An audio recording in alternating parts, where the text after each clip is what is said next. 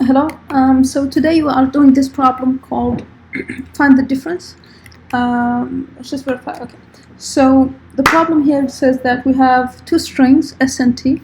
They consist only of lowercase letters, and T is generated by just random shuffling S, and then we add one more letter in a random position in T, and basically what we want here is to find the letter that we added to T. So you can see here, for example, we have A, B, C, D, and then A, B, C, D, E, and the letter that we added is E, and we want to find that. So that's the problem here that we are trying to solve. So let's take a look at this. How can we solve this problem? So the first solution that we can think of is, I'm just going to grab my terminal here so I can show a couple of examples. So what we want is, let's say we have this S that is A, B, C, D, and then we have T that is let me just change.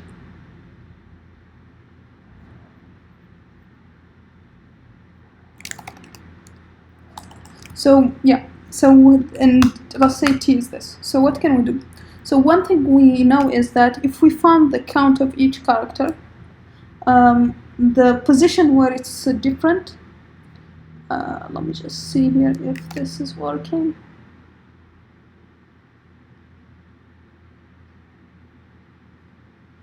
Cool, it's working. Yeah, so basically what we are trying to do is find each letter in S, in T, and find how many times it occurs, and find how many times it occurs in S. So if it occurs the same number of times, that means that it's not the letter that we added. But if it occurs a different number of times, then that letter is what we need. So for example here, E occurs one time in T, but 0 times in S. So that means that's the letter that we are looking for. We can have a case where S also is equal to, say, this, and T, or let's take a simple example. So let's say S is just AA, and T is like 3 A's. So here, the letter we are looking for is still A. So we can find that letter by finding the occurrences here to be 3, and here to be 2. And so we know to just take one of them, so it's A. We can also have an example where it's AB, and T is like AAB. So in this case, we know that it's A too. So we just need to find the letters in T that have a different number of occurrence than the ones in S. And so how can we find this? So we can just do C for, we don't want like to check A like 2 times. We can just check how many times it occurs once. And so for that, I'm using set here. And so for each letter, unique letter in T, I'm going to check the number of occurrence. And for that, I can use the method count, which just counts how many times a letter occurs. And so how many times it occurs in S, how many times the character occurs in S is different than how many times it occurs in T. So once I have this, let's say this is a list, I can just return either the first element or the last. It will probably always return just one letter. So let's just take the first one, and so that gives us A for these S and T. So basically, count here just returns how many times it occurs. So let's count A in S. So it should be just 1. If we do S equal to ABC, so if we count the number of occurrences of A this time, it's 3, and for B it should be just 1. So yeah, the solutions should be enough. So let's try this one. So we can just return it.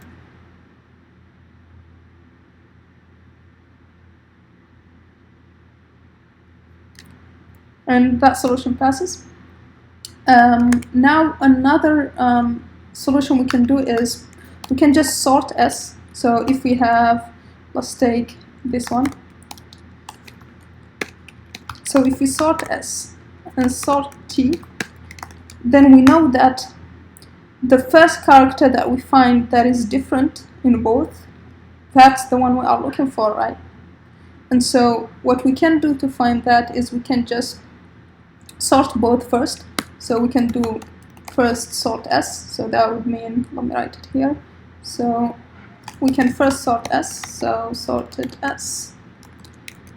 This is what S is going to be like, and then we can sort T. And then after that, we can return the first character that we encountered that is not the same. So for that, we can just zip the longest.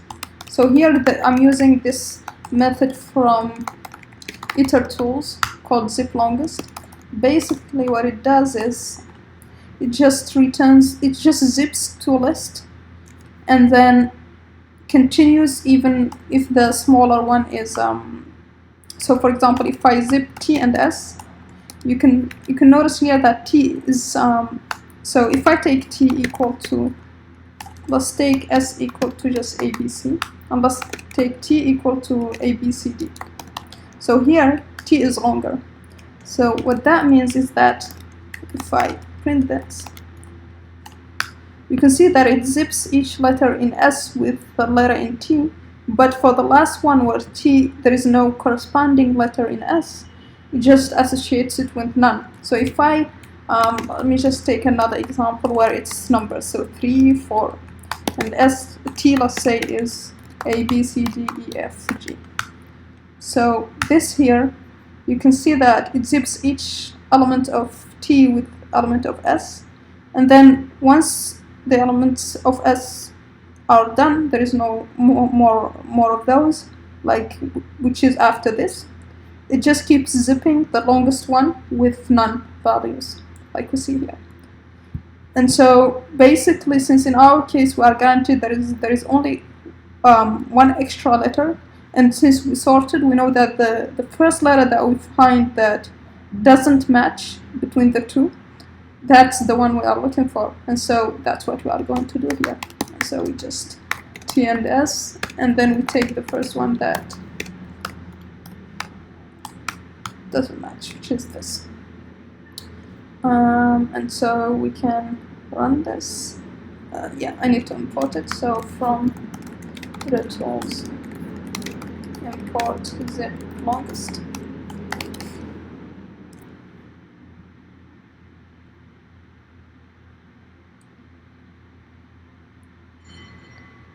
Okay, so that solution passes.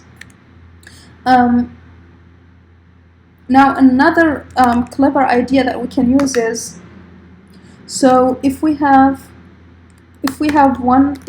so there is this bit XOR operator that we can use. So if we XOR two numbers that are the same, we get the 0. If we XOR, let's say, C and C, we get okay, actually we can't XOR characters, strings actually, but there is this OR method that returns the Unicode point for a character string.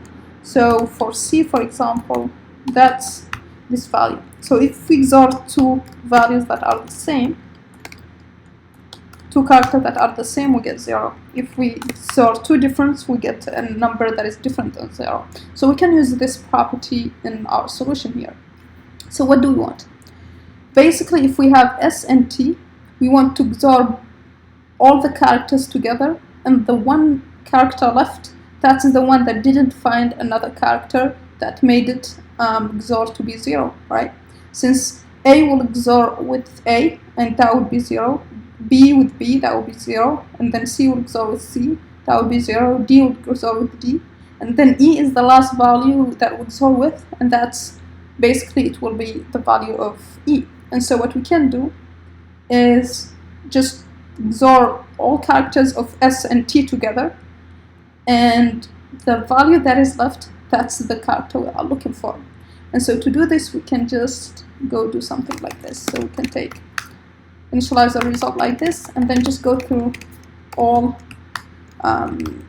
characters of S and XOR, like we said, with the character, but we need to do Alt C to get an integer value, and do the same thing for the values in T after that. So, and that would be same thing, and we can just return that value, but we need to be careful since it's in a number, we need to convert it back to a character. So if we run this, it should pass. But one thing is, we don't need to do like 2 for loops. This is just if we want to make the code shorter, we can just do in S plus T, and this should also pass, no problem. Okay, so that passes. Also, one thing is, whenever we see that we have like we are doing one operation that accumulates on a for loop, we can immediately think of and we use like, so we can immediately think of using one of the functional tools that we have. And also, in addition here, we keep accumulating, and then we just need the final value. And whenever we do this, we need to think immediately of using reduce, which exists in func tools basically. So if we import from Python's func tools, if we import, say from import reduce, there is also in operator just the XOR value, so the XOR operator. Then what we can do, so my S is still, okay, let me change S back to this and T to this here. So what we can do is just reduce, what do we want to reduce? Both S and T, that's what we did before here. So S plus T. Actually, we need the function that we are using, and the function here is just XOR operator, and so we already have that. And what is the initial value? The initial value should just be 0, so that it doesn't affect any other character, right? So if we do that, yep, it doesn't work on integers, and so it doesn't work, sorry, on string. XOR operator doesn't work on string, so we need to map this to alt. And so that gives us the letter value. And so if we do, sorry by the way about the noise outside. And so we just do, we convert that to a character, and we get the last value, the value that we want. And so this is exactly what we are going to place this here with. And we can just return this.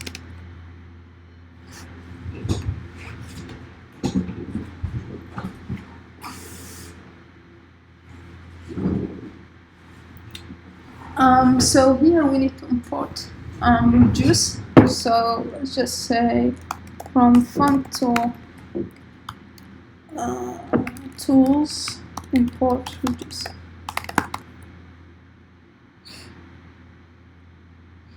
And from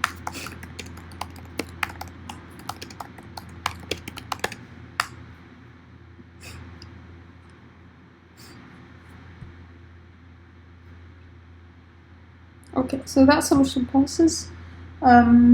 Okay, so again, we can still play with this and do a different one-liner solution, which is from, if we, there is also in Python, there is this useful things called counter.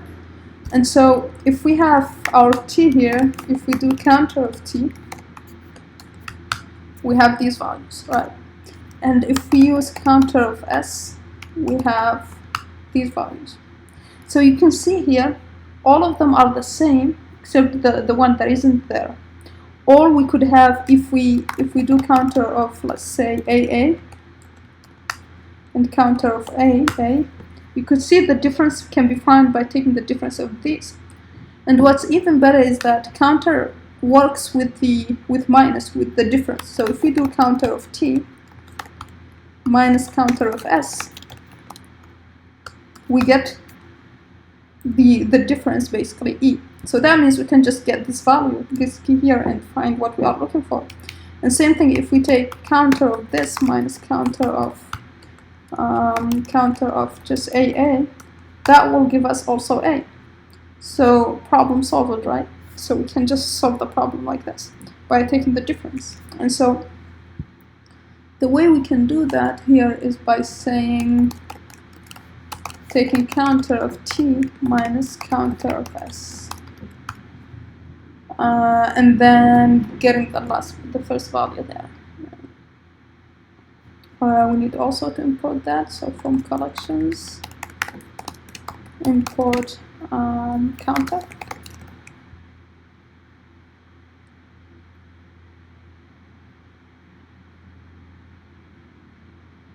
Yeah, and that makes the solution pass.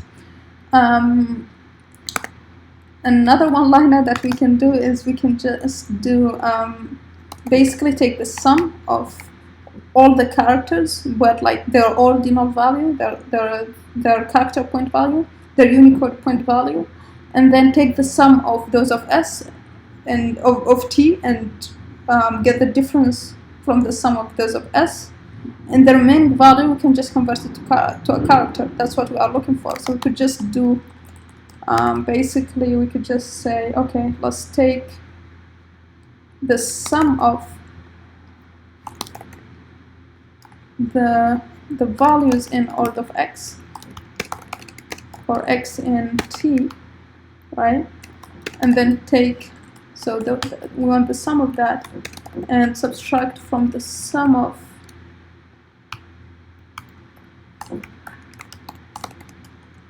order of x for x in s,